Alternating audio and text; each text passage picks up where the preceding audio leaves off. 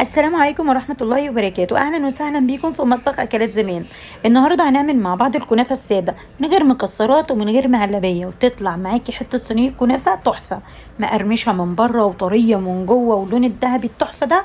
تعالوا كده نسمي الله ونشوف صينية الكنافة القمر دي هنعملها ازاي. أول حاجة بنعمل الشربات. شربات الكنافة لازم يبقى تقيل، كوبايتين من السكر عليهم كوباية ونص من المية، وبقلب السكر على البارد لحد ما يدوب، وبعد كده بحطه على النار.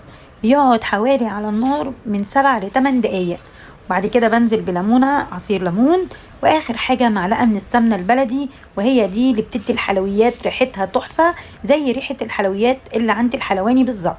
يغلي غلوة وباخده احطه في التلاجة، علشان لازم الشربات بتاع الكنافة يكون ساقع وهي طالعة من الفرن.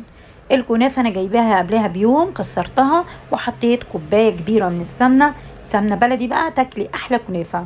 وكمان حطيت معلقتين كبار من السكر البودر، وغلفت الكنافة كويس جدا بالسمنة. اهم تركة اللي انت تغلفي الكنافة كويس بالسمنة.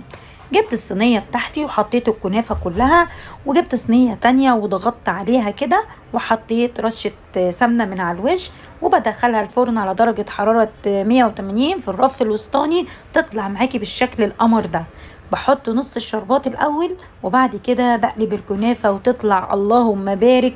اللون التحفة اللي انت شايفاه ده خطيرة، حتة صينية كنافة تحفة.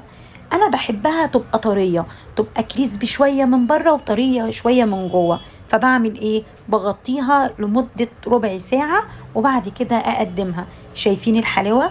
لو انت بتحبيها بقى كريسبي ما تغطيهاش، اسقيها بالشربات وسيبيها. بس انا بحبها تبقى من بره كده ناشفه ومن جوه تبقى طريه كده، والشربات فيها جميل زي ما انتم شايفين كده. وكلي احلى كنافه، تحفه تحفه تحفه، جميله جدا. شايفين عامله ازاي؟